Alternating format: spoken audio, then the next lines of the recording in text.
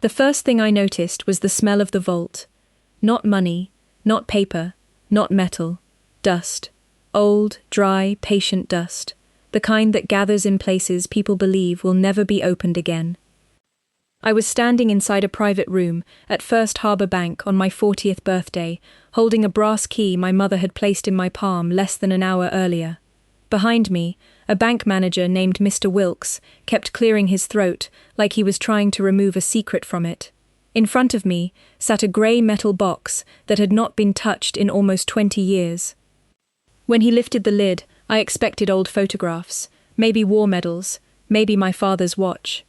Instead, I saw a deed to a house I had never owned, a life insurance policy no one had told me existed, a sealed letter with my name on it, and a bank statement showing an account balance of $2,417,903.16. My knees did not buckle. People always say that in stories, but mine didn't. I simply stopped breathing for a moment. Then Mr. Wilkes said quietly, "Mrs. Caldwell, there is one more thing you should see before you call your family."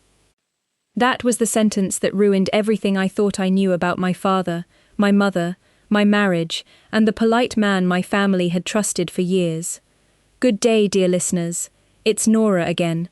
I'm glad you're here with me. Please subscribe to my channel and like this video. And also let me know in the comments which city you're listening from. That way I can see how far my story has traveled. My name is Nora Caldwell.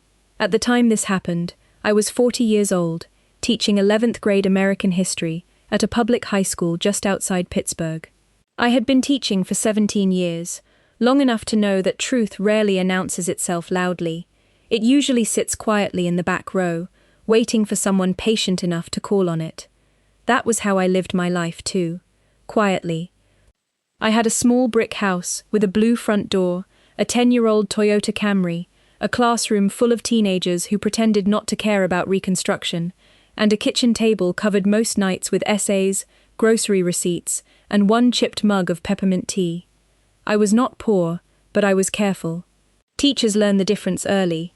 Poor means panic. Careful means planning. Careful means coupons in a drawer. Careful means replacing the furnace instead of taking a vacation. Careful means saying no to things you want because something you need may be waiting around the corner. My father, Daniel Mercer, had died when I was 21. He was a quiet man, a carpenter with thick hands, kind eyes, and a habit of measuring twice even when he was only hanging a picture frame. He used to tell me, "Nora, a thing built crooked will eventually confess." I did not understand that sentence until much later. My mother, Evelyn, remarried 6 years after my father passed. Her second husband, Martin Voss, was everything my father had not been: polished, connected, a senior estate attorney with silver hair, tailored suits, and a voice so calm it made people apologize before they knew what they had done wrong. Martin never raised his voice. He never slammed a door. He never used ugly words. That was part of his gift. He could make a threat sound like advice, and a punishment sound like concern. For years, I thought he simply didn't like me. Later, I learned he was afraid of me. Not because I was powerful. I wasn't. Not because I was rich. I wasn't that either. He was afraid of the one habit every good teacher develops. I noticed details. I noticed when my mother stopped mentioning my father's name. I noticed when Martin answered questions for her before she could speak. I noticed how my father's old toolbox disappeared from the garage, then reappeared months later with the lock broken. I noticed that family stories change depending on who was in the room. But noticing is not the same as understanding. For almost 20 years, my father's death sat in my life like a closed textbook on a high shelf. I knew the title, but I had never been allowed to read the chapters. He had died suddenly from a heart condition. That was what I was told. No long hospital stay, no goodbye speech. No last letter, no complicated estate. My mother said there had been debts, medical bills, and confusion. She said my father loved me, but had not planned well. I believed her. Children believe the adult who survives. That is one of the first cruel lessons grief teaches. After my father died, my mother sold our old family home and moved us into a townhouse closer to her work. I was in college then, studying education. I didn't argue. I was too young, too sad, and too busy trying to become the kind of woman who could stand in front of a classroom without crying.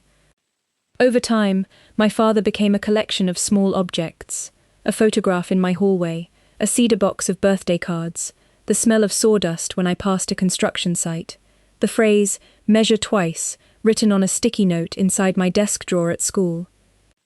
Then, on my 40th birthday, my mother invited me to lunch. That alone was unusual. We were not estranged, but we were not close. Our relationship had become a polite hallway conversation stretched across years. She called on holidays. I visited on Thanksgiving. We discussed weather, school, and my students. We avoided my father the way families avoid a cracked stare they all know is there.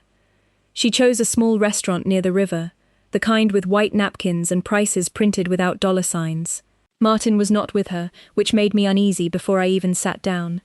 My mother looked smaller than usual. She had always been elegant, even in grief, but that day her hands trembled when she lifted her water glass.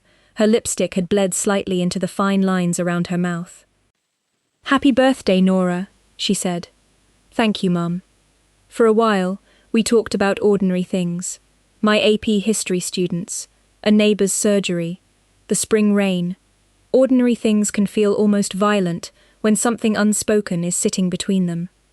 Then she reached into her purse and placed a small envelope on the table. It was cream-coloured, old, and soft at the edges. "I should have given you this years ago," she said. I looked at it but did not touch it. "What is it?" "Your father asked me to give it to you when you turned 40. That made no sense. My father had died 19 years earlier, when I was 21. He had never mentioned any birthday instruction to me. There had been no will discussed, no ceremony, no letter. I opened the envelope. Inside was a brass key taped to a folded piece of paper. The paper contained only one line in my father's handwriting. "First Harbour Bank. Ask for box 913. Go alone." I read it 3 times. Teachers know handwriting. We read nervous handwriting, lazy handwriting, forged parent signatures, essays written at midnight, apology notes written under pressure. My father's handwriting had always leaned slightly to the right, steady and square. This was his. "Mum," I said slowly, "what is this?" She stared at the table. "I don't know." That was the first lie of the day. Not because I could prove it yet, I couldn't. But I heard something in her voice that I had heard from students many times. Not ignorance, fear. "Why now?" I asked. "Because he said 40. Why didn't you tell me before?" She pressed her napkin into her palm. "Martin thought it would upset you." There it was. Martin. His name entered the conversation like cold air under a door. What does Martin have to do with a key from my father? My mother's eyes filled with tears, but she did not let them fall. "Please don't make this hard." "Make what hard?" She reached across the table and closed my fingers around the key. Her hand was cold. "Go to the bank," she whispered. "And Nora?" I looked at her. "Don't tell Martin until you understand what you're looking at." Fear is strange. It does not always make you small. Sometimes it makes every detail in the room sharpen. The water ring on the table, the waiter polishing a glass, my mother's left earring missing its pearl, the key pressing into my palm like a question. I did not know it yet, but giving me that key was the last brave thing my mother ever did for me. First Harbour Bank sat on Liberty Avenue in a building with marble floors and brass railings that made money feel older than people. I arrived at 2:15 that afternoon, still wearing the navy dress I had worn to lunch. My birthday flowers were in the passenger seat of my car, already drooping in the heat. The young teller at the front desk smiled when I asked about a safe deposit box. "Do you have an appointment?" "No," I said. "I didn't know I needed one." She looked at the key, then at the number stamped into it. Her smile changed. Not disappeared exactly. Tightened. "One moment, please." She walked to a glass office and spoke to an older man with a red tie. He looked through the glass at me, then down at the key, then back at me. In a classroom, when a student glances at another student before answering, you know there is a story underneath the answer. The man came out and introduced himself as Thomas Wilkes, branch manager. "Mrs. Caldwell?" "Yes." His face flickered. May I see your identification? I handed him my driver's license. He studied it longer than necessary. Is there a problem? No, he said, not a problem. It is simply that this box has been inactive for quite some time. How long? He did not answer right away. Let's step into my office. That was when my pulse changed. Inside his office, he asked for my mother's maiden name, my father's full name, my birth date, and the last 4 digits of my social security number. He made 2 phone calls. During the second, he turned his chair slightly away from me, but not enough. I heard him say, "Yes, she's here in person." Then, "No, I won't be making that call until legal reviews it." Then, "Because the access instructions are explicit." When he hung up, I asked, "Who were you talking to?" "Our internal compliance department." Why would compliance be involved in my father's safe deposit box? Mr. Wilkes folded his hands on the desk. He had the careful expression of a man trying not to become part of someone else's lawsuit. "Mrs. Caldwell, your father left specific access instructions. The box was to remain sealed until your 40th birthday, unless opened by you personally. Why? I cannot speculate. Did my mother know about this box?" He paused. "I cannot answer that fully. That was when I understood I was no longer having a simple bank appointment. I was standing at the beginning of a test I had not studied for, and every person around me already had the textbook." Mr. Wilkes led me through a locked door, down a short hallway, and into a vault area that smelled of cold metal and old paper. The walls were thick, the sound changed in there, even my breathing seemed private. He inserted the bank's key, I inserted my father's. The box slid out with a soft scrape. It was heavier than I expected. He carried it to a small viewing room and said, "I will wait outside. Take all the time you need." I sat down. For a moment, I only looked at it. My father had touched this box. That was my first thought.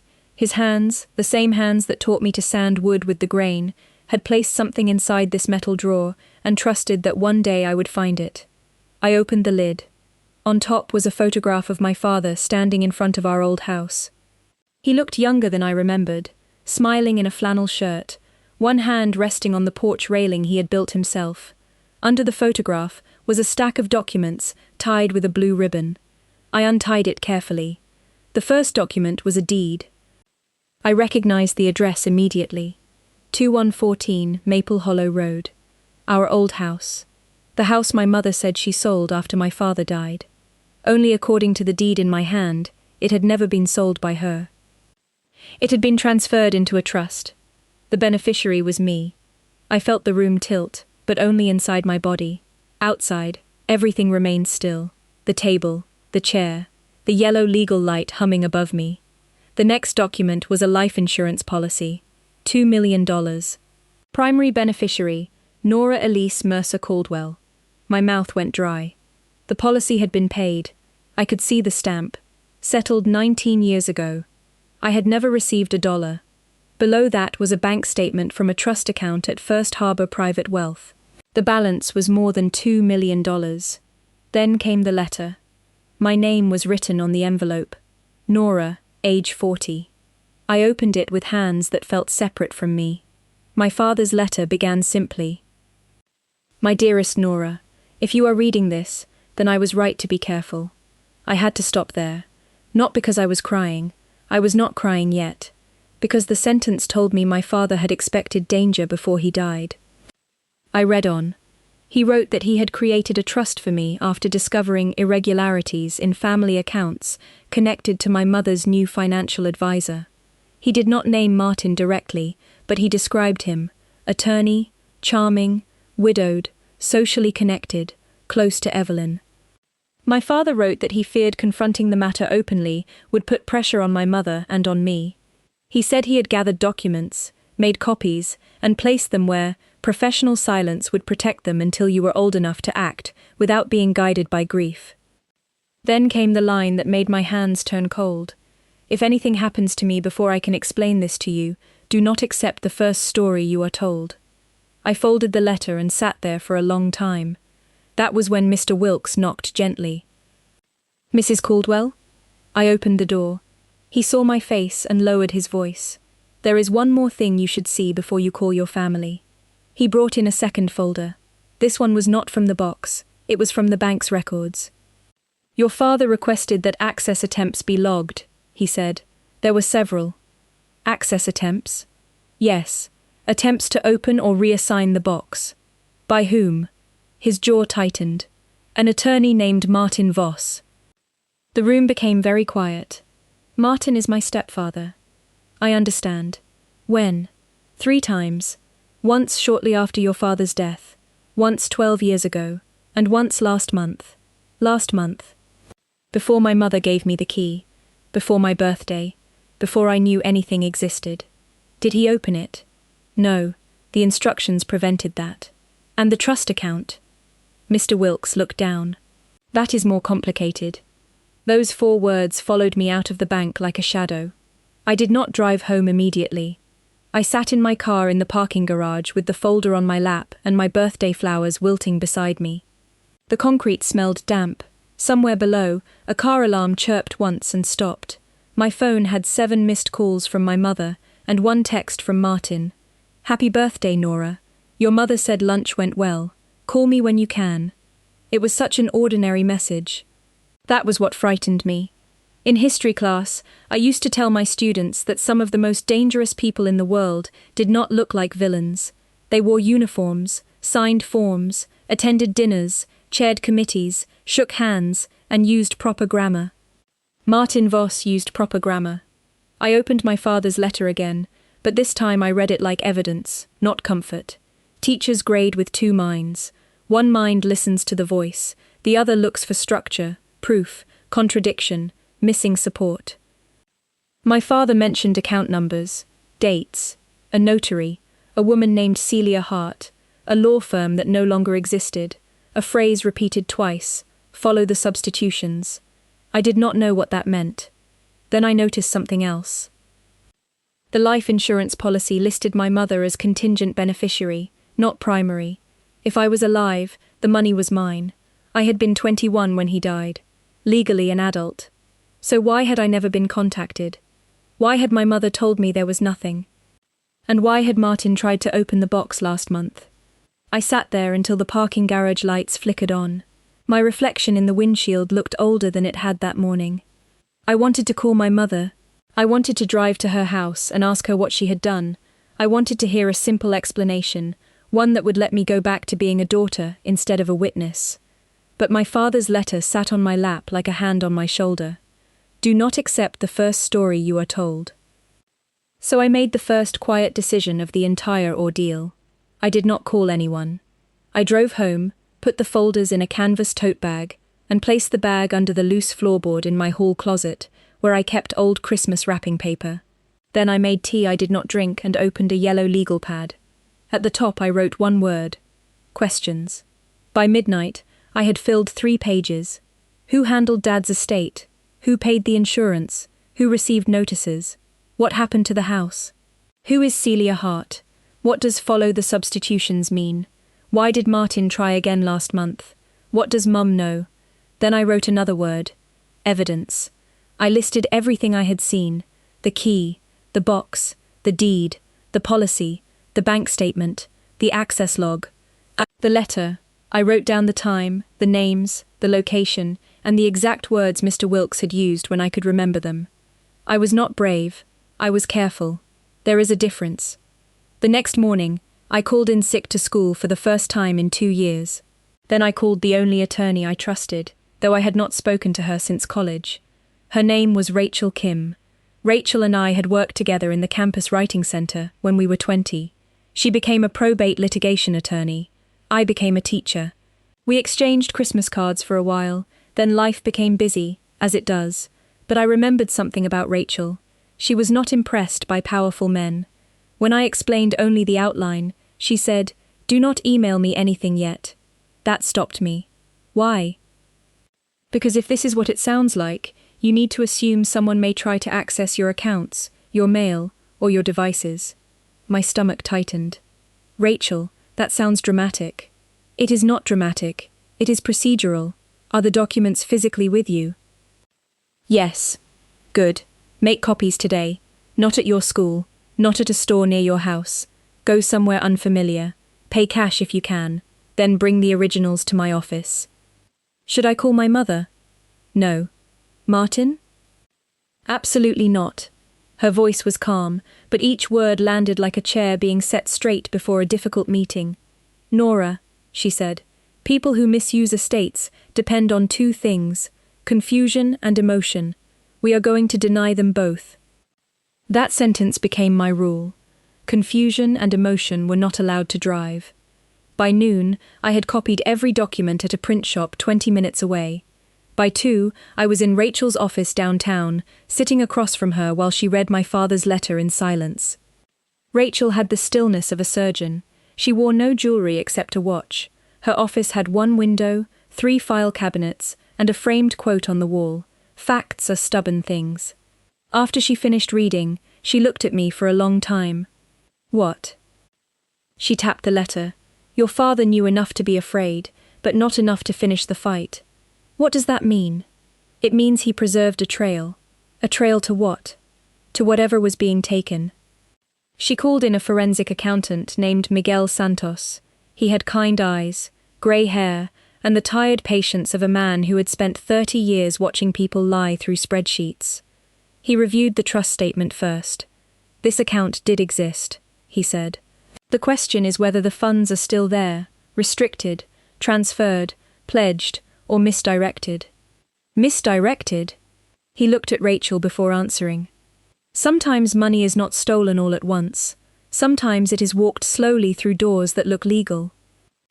I thought of my classroom, of teaching students how reconstruction did not fail in one dramatic moment, but through 1,000 decisions, loopholes, compromises, and silences. Money could be like that too. So could betrayal. Rachel created a plan. First, she would send a preservation letter to First Harbor Bank, the insurance company, Martin's firm, and the county recorder's office. That meant no records could be destroyed without consequences. Second, Miguel would trace the trust and insurance proceeds. Third, I would gather everything I had at home, old tax returns, letters, photographs, estate papers, any document connected to my father. And Nora, Rachel said, from this moment forward, every conversation with your family is potentially evidence. That sentence hurt more than I expected. Family is supposed to be where you can speak messily, half sentences, tears, anger, memory. Suddenly, mine had become a deposition waiting to happen. Before I left, Rachel asked, "Do you have somewhere safe to stay?" "My house." "Does Martin have a key?" "No." "Does your mother?" I stopped. "Yes." Rachel wrote something down. "Change the locks." It felt absurd until it didn't. That evening, I paid a locksmith to change both doors. I told myself I was being cautious, not paranoid. Still, when the porch light clicked on after sunset, I jumped. The first pressure came at 8:43 that night. My mother called. I let it go to voicemail. Then she texted. "Nora, please call. Martin is worried." Not I am worried. Martin is worried. At 9:12, Martin called. I let that go too. At 9:14, he left a voicemail. His voice was gentle. "Nora, your mother told me she gave you something that may have belonged to your father. I wish she had spoken to me first. There are old matters here that could easily be misunderstood, and I would hate for you to be frightened by documents taken out of context. Call me tonight, please. We can handle this privately as a family." Privately. As a family. I wrote down the time, saved the voicemail, and forwarded it to Rachel. Her reply came 5 minutes later. "Good. He knows. Do not respond." I slept maybe 2 hours. The next week unfolded like an investigation in slow motion.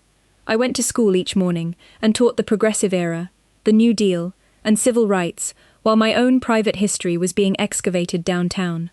My students noticed I was quieter than usual. One girl named Maya stayed after class and asked, "Ms. Caldwell, are you okay?" I almost said yes automatically. Teachers do that. We stand in front of young people with our own lives folded neatly behind our backs. Instead, I said, "I'm handling something difficult, but I'm safe." She nodded with the solemn wisdom teenagers sometimes have when adults tell the truth. Okay, she said. Just checking. That small kindness nearly broke me. At home, I went through boxes I had not opened in years. My father's birthday cards, old utility bills, a copy of his death certificate, insurance mailers, a photograph of him and my mother standing beside the house on Maple Hollow Road.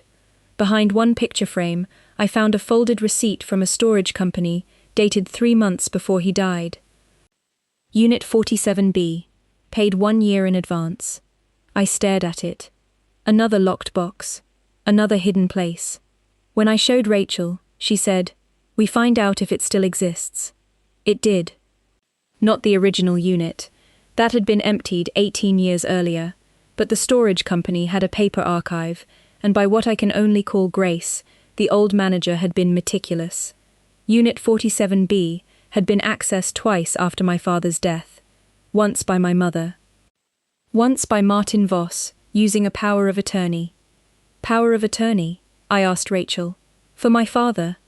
Rachel's face changed. That would have been impossible after death. It was after. According to this date, yes. I felt something cold move through me. The storage company's file included a copy of the document Martin had used. It claimed my father had granted him authority to retrieve and dispose of personal property. The signature looked like my father's at first glance. But teachers know handwriting. The D in Daniel was wrong. My father made his capital D with a straight spine and a narrow loop. This one had a wide loop, almost decorative. I pointed at it. That's not his. Rachel leaned closer. Are you certain? Yes. Good, she said. Because now we have our first forged document. First. Not only. Miguel's findings arrived 2 days later, and they were worse. The life insurance company had paid the policy in full 19 years earlier. The check had been issued to a restricted trust account for my benefit. 3 months later, the trustee had been changed. Changed to whom? I asked. Rachel turned the page toward me. Martin Voss. I read his name 3 times, as though it might rearrange itself into someone else's. How could that happen? By petition, Rachel said. Filed in probate court. The petition claimed you were emotionally unstable after your father's death and unable to manage funds. I almost laughed, not because it was funny, because the lie was so clean. I was in college. I had a 3.8 GPA. I was working 2 jobs. Do you have records? Yes. Get them. The petition had included a supporting affidavit from my mother. I had to put the paper down. It is one thing to learn that a polished attorney manipulated your family. It is another to see your mother's signature under words saying you were fragile, irresponsible, and dependent. My mother had told a court I could not be trusted with my own inheritance. No one had told me there had been a hearing. No one had asked me to attend. No one had sent notice to the correct address. The notice had been mailed to a dormitory I had moved out of 6 months earlier. Was that legal? I asked. Rachel's answer was careful. It was effective, because no one challenged it. Legal is what we are going to examine. There are moments in life when anger arrives like fire. Mine did not. Mine arrived like ice. Clear, hard, quiet. I went home and found my college transcripts, lease records, employment letters, and an old pay stub from the bookstore where I worked at 21. I made copies of everything. Then I found something I had forgotten. A letter from my father, mailed 2 weeks before he died. It was not emotional, just a simple note about my classes, my car needing tires before winter, and a line that now felt like a lantern. If anyone ever tells you that you are too emotional to understand practical matters, ask them what they gain from you believing that. I sat at my kitchen table and cried for the first time. Not loudly, just quietly, with my hand over my mouth, because grief had returned wearing a new face. The next morning, Martin came to my school. He did not barge in. He signed in at the front office. He wore a charcoal suit and carried a leather folder. To anyone else, he looked like a concerned stepfather visiting a teacher daughter. The secretary called my classroom during planning period. Ms. Caldwell, your stepfather is here. He says it's important. I looked at the empty desks in front of me. 30 seats. 30 silent witnesses. Please tell him I'm unavailable. A pause. He says he'll wait. Then please ask the principal to have him removed if he refuses to leave. My voice surprised me. It was steady. 5 minutes later, my phone buzzed. Martin. I did not answer. Then came a text. Nora, this public behavior is unnecessary. Your mother is devastated. Whatever you think you found, you are being guided by people who profit from conflict. I can protect you from embarrassment, but only if you let me. I forwarded it to Rachel. Her reply was immediate. Do not engage. We are filing tomorrow.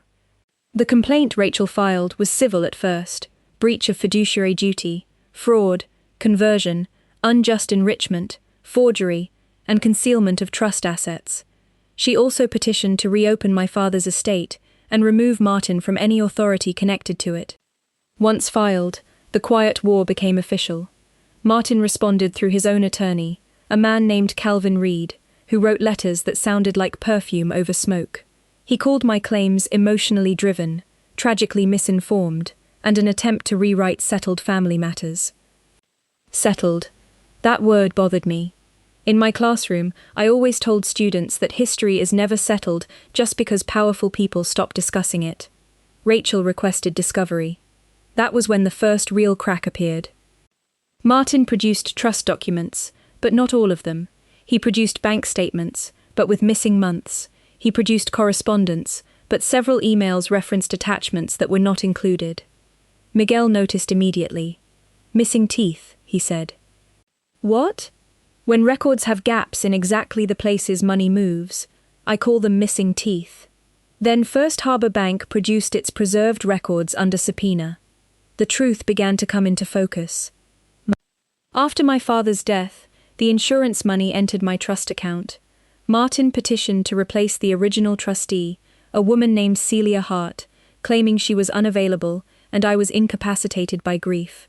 Celia had supposedly resigned, but the resignation letter was typed. The signature was shaky, and Miguel found something strange. Celia Hart had died 2 weeks before the resignation was dated. For a moment, nobody spoke. Rachel stood from her chair and walked to the window. That, she said, is not just civil.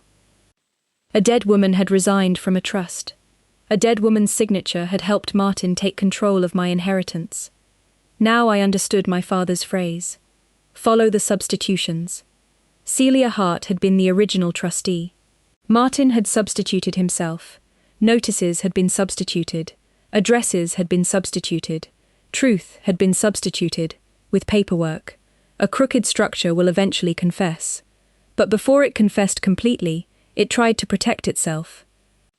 My mother arrived at my house on a Sunday afternoon. I saw her through the front window before she rang the bell. She stood on the porch in a beige coat, holding her purse with both hands. She looked like a woman waiting outside a doctor's office for bad news. I opened the door but did not invite her in. Nora, she said, please. I stepped onto the porch and closed the door behind me. The air smelled like rain and cut grass. Did you know? I asked. Her eyes filled immediately.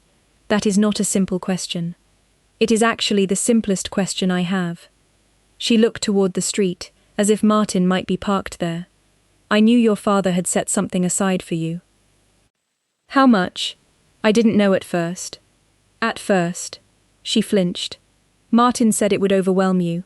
He said if you got that kind of money at 21, you would drop out, make mistakes, be targeted. So you signed an affidavit saying I was unstable. Her mouth trembled. He wrote it. But you signed it. Silence. A teacher learns to let silence work. Students rush to fill it. Adults do too. Finally, she whispered, yes. I wanted to ask how she could do that. I wanted to ask whether fear had a price. I wanted to ask if she had thought of me at all. Instead, I asked, where did the money go? She shook her head. I don't know everything. What do you know? He said he invested it. He said the house was complicated. He said your father had made mistakes. My father protected me. Her face crumpled. I know that now. Why give me the key? She looked at me then, really looked. Because Martin asked about it last month. The porch seemed to narrow around us. What did he ask? He wanted to know if I still had it. He said old accounts needed to be cleaned up before retirement. And you waited until my birthday. Your father said 40. For the first time, I saw something beyond weakness in my mother. Not innocence, not enough for that, but shame. Deep, old, corroded shame. Mum, I said quietly, did Martin have anything to do with Dad's death? She stepped back as if I had struck her. No. Nora, no. Are you sure? She covered her mouth. And there it was. Not certainty, fear. Rachel told me not to chase that question without evidence. Suspicion is not proof, she said, and proof is what keeps you safe. So we stayed with documents. The deposition took place in a conference room on the 17th floor of a downtown building with a view of the river. I remember the carpet was blue-grey, and the coffee tasted burnt. Ordinary details hold you in place when extraordinary things are happening. Martin arrived early. He looked rested, expensive, mildly disappointed in everyone. When he saw me, he gave a small nod. Nora. I did not answer. Rachel placed her hand lightly on my folder, a silent reminder. Do not give emotion away for free. Martin's attorney began with objections before questions were even asked, but Rachel was patient. Good teachers and good lawyers know the value of returning to the question. She started with the trust. Mr. Voss, when did you first learn Daniel Mercer had established a trust for his daughter? I do not recall the exact date. Was it before or after Mr. Mercer's death? I would need to review records. Rachel slid a document across the table. Please review the letter dated March 14, 2004. Martin looked at it. Does that refresh your recollection? He smiled faintly. Somewhat. Somewhat is a word people use when the truth is standing too close. Rachel continued. Is this a letter from you to Daniel Mercer, requesting a meeting regarding concerns he had raised about account irregularities? Martin adjusted his cuff. It appears to be. Mr. Mercer died 9 days later, correct? Objection, Calvin said. Relevance. Rachel did not blink. Timeline. Martin answered. Yes. She moved slowly. The storage unit, the power of attorney, the forged signature, the petition, the wrong address, the dead trustee's resignation. At first, Martin explained each piece as clerical error, misunderstanding, administrative necessity. But evidence has a weight of its own. 1 document may be explained. 10 documents become a pattern. 20 become a structure. Then Rachel presented the bank's access log showing Martin had attempted to open box 913 last month. Why did you attempt to access a safe deposit box belonging to Daniel Mercer and restricted to Nora Caldwell? I was trying to resolve dormant estate matters for my wife. Your wife was not authorized to open the box, correct? I believed she had an interest. Did you know the box contained documents related to your handling of Nora Caldwell's trust? Martin paused too long. The court reporter's fingers kept moving. I did not know the contents. Then why did you describe the matter to Mrs. Caldwell in a voicemail as old documents that could be misunderstood? For the first time, Martin's expression shifted. Not much. Just enough. Rachel played the voicemail. His own voice filled the room, calm and polished. There are old matters here that could easily be misunderstood. When it ended, Rachel asked, What old matters were you referring to? Martin looked at his attorney. Calvin said, We need a break. Rachel said, After he answers. The room went very still. Martin folded his hands. I was concerned about family distress. Rachel leaned forward slightly. No, Mr. Voss. What were you concerned she had found? That was the first moment I saw him afraid. Not panicked. Men like Martin do not panic in public. But his eyes changed. The mask did not fall. It tightened. He did not answer. 3 weeks later, the case widened. Rachel received a call from an investigator at the State Attorney General's office. I was not in the room, but she told me afterward in careful terms. My father's trust was not the only one. Martin's name appeared in several estate matters involving widows, adult children, elderly clients, and substituted trustees. My story had become a doorway into a larger room. That knowledge did not make me feel powerful. It made me feel sick. How many people had sat at kitchen tables like mine, believing there was nothing to fight for because someone polite had told them so? The settlement offer came shortly after that. Martin offered to return $1.1 million, transfer the Maple Hollow property to me, and seal the case. No admission of wrongdoing, confidentiality, mutual non-disparagement. Calvin Reed presented it like mercy. "This allows everyone to preserve dignity," he said. We were in Rachel's office. My mother was not there. Martin was not there. Just lawyers, papers, and the soft hum of fluorescent lights. Rachel looked at me. "It is your decision." For 1 second, I imagined accepting. I could end it, buy a smaller house, pay debts, sleep, stop being the woman with folders and court dates and a dead father's warning echoing through her life. Then I thought of Celia Hart, whose name had been used after death. I thought of my 21-year-old self, studying at a library table, eating vending machine crackers for dinner, while strangers discussed whether I was too unstable to receive what my father left me. I thought of my students, and the lessons I had taught them about evidence, citizenship, courage, and the cost of silence. "No," I said. Calvin sighed. "Miss Caldwell, trials are unpredictable. I know. Your family will suffer. They already have. This could become public. Then I hope the documents are clear." He looked at Rachel, then back at me. "You understand you may receive less if you continue." I looked at the offer on the table.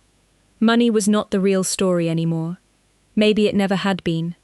"I am not here to become rich," I said. "I am here to stop being lied to." The judge in probate court was a woman named Elaine Porter. She had white hair, black glasses, and no patience for fog. By the time we reached the evidentiary hearing, Rachel had built the case like a lesson plan. Objective, materials, timeline, supporting documents, assessment. She did not shout, she did not dramatize. She let the paperwork teach.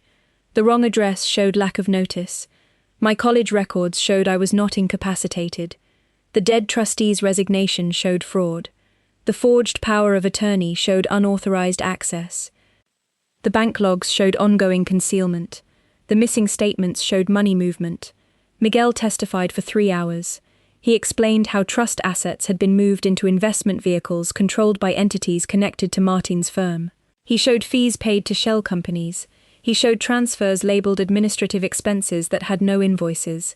He showed how the Maple Hollow property had been used as collateral for a private loan without my knowledge. Martin's attorney objected repeatedly. Judge Porter overruled him often enough that he stopped standing as quickly. Then my mother testified. I had dreaded that more than anything. She looked older on the witness stand.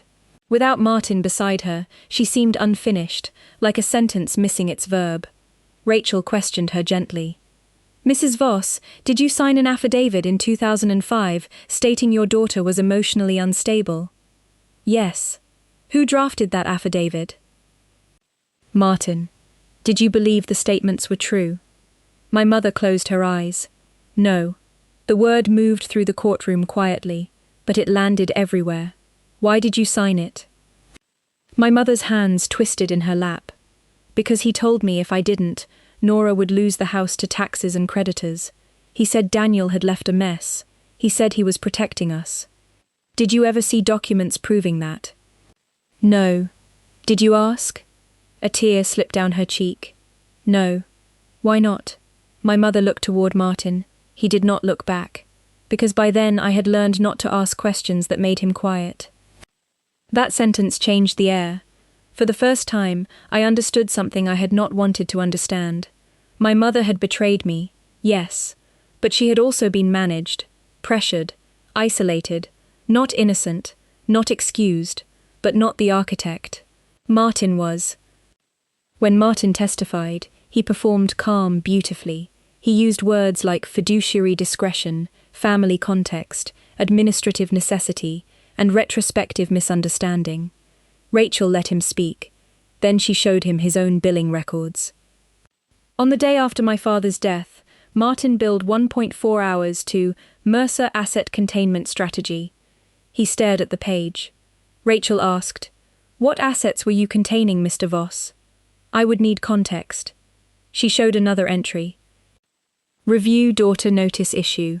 Then another. Trustee substitution pathway. Then another. Box access obstacle. The courtroom was silent except for paper moving. Rachel asked, "Was Nora Caldwell an obstacle?" Martin's face hardened. I was protecting a young woman from financial harm. Judge Porter looked over her glasses. Answer the question asked. Martin swallowed. In a legal sense, her rights complicated the matter. There are sentences that reveal whole rooms behind them. Her rights complicated the matter. Not her grief, not her youth, not her safety. Her rights. That was when I understood completely. To Martin, I had never been a daughter, a student, a young woman who had lost her father. I had been a complication in paperwork he wanted to control. Judge Porter issued her ruling 2 weeks later. She removed Martin from all authority connected to my father's estate and trust. She voided the trustee substitution. She referred findings related to forged documents and misappropriated funds to the district attorney and state disciplinary board. She ordered a full accounting and froze assets connected to the trust pending recovery. The civil case continued, but the power had shifted. Martin resigned from his firm before they could remove him. His law license was suspended pending investigation. Criminal charges came later: forgery, fraud, theft by deception, and exploitation connected to multiple estates, not only mine. My mother filed for legal separation. That surprised people. It did not surprise me. Fear has a long shadow, but sometimes the door opens. In the final settlement, I recovered the remaining trust assets, a portion of the misdirected funds, and clear title to the Maple Hollow house. The total was less than the number I saw on that first bank statement after fees, losses, taxes, and recovery limits. But it was enough. Enough to pay my debts. Enough to repair the house. Enough to create a scholarship in my father's name for students who had lost a parent. Enough to breathe. I did not move into a mansion. I moved slowly back into my own life. Maple Hollow needed work. The porch sagged. The kitchen cabinets stuck. The garden had surrendered to weeds years earlier. But when I walked through the front door for the first time, I smelled dust, cedar, and something like forgiveness. My father's pencil marks were still inside the pantry door, where he had measured my height as a child. Age 7, age 9, age 12. I touched the faded lines and cried harder than I had in court. Not for the money, for the years, for the young woman I had been, believing she had been left nothing because she was not worth planning for. For my father, who had tried to build a bridge to me across time using deeds, letters, locks, and stubborn faith. I took a semester leave from teaching to handle the repairs and the legal aftermath. My students sent cards. One wrote, "You taught us. Primary sources matter. Hope yours helped." I laughed when I read that. They had. My mother and I did not heal quickly. Real healing is not a scene with music swelling underneath it. It is awkward phone calls, boundaries, therapy appointments, apologies that do not ask for immediate forgiveness.